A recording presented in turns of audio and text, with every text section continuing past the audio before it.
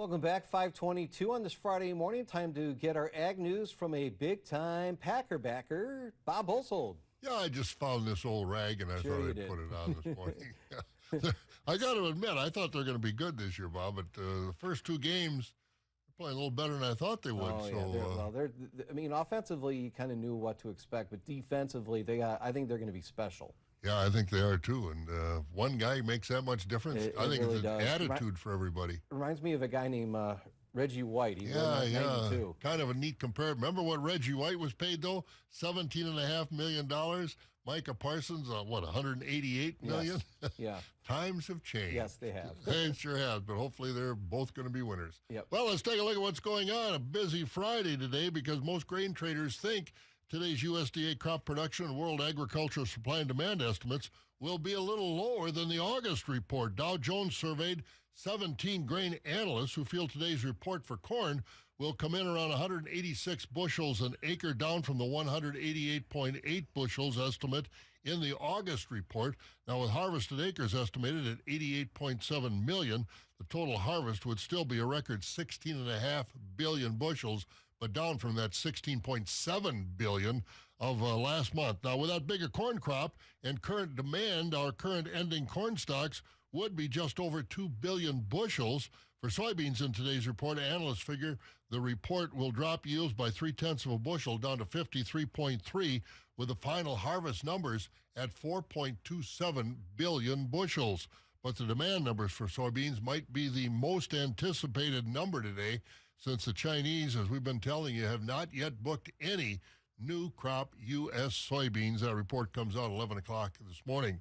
Well, that 2,500-mile motorcade, Farmers for Free Trade, from Nebraska to Washington, D.C., is underway.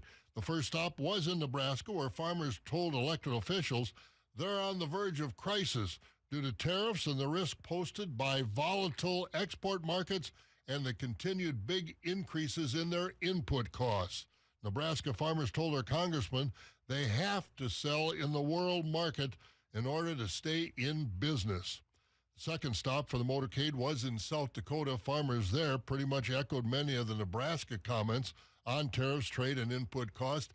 In fact, South Dakota Republican Congressman Dusty Johnson emphasized how fragile trade is right now, saying if China does not buy any U.S. soybeans soon, it will cost South Dakota soybean growers around $500 million in lost sales. That's a lot of money.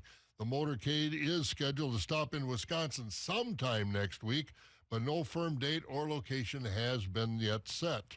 Well, a recent proposal to increase fees for those who work in the livestock industry is facing a lot of backlash. Among the largest fees increases would be raising fees to operators of sale barns from $420 a year up to $7,400. Those increases are facing lots of backlash, but State Agriculture Secretary Randy Romanski said there hasn't been a fee increase for those kind of operations since back in 2009, and with fewer state dollars available, more dollars are needed to support essential services like Animal Health Administration. Public comments on the increases can be made through October 15th to the Department of Agriculture, Trade, and Consumer Protection. Just by comparison, Minnesota sale barns are charged $400 a year. Down in Iowa, they're charged $50 a year. And here in Wisconsin, they want to make it $7,400. Well, let's take a look at the markets. Yesterday, the market was a little bit higher on the Board of Trade, anticipating today's market, but really a range-bound trade. Overnight, December corn down a fraction, sitting at $4.19. The wheat at $5.21. November soybeans down a fraction overnight at $10.32. And what a horrible week it's been for dairy markets. Barrel cheese yesterday down another 4 cents. Block cheese down 5 1/4.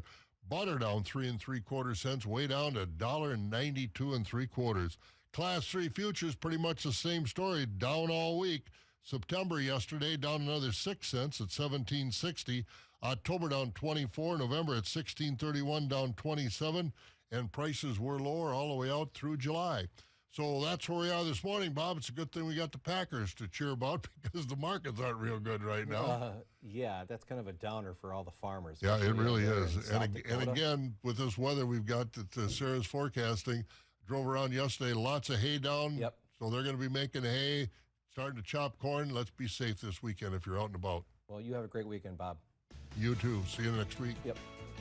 From the yoga rooms. Hello, Wisconsin!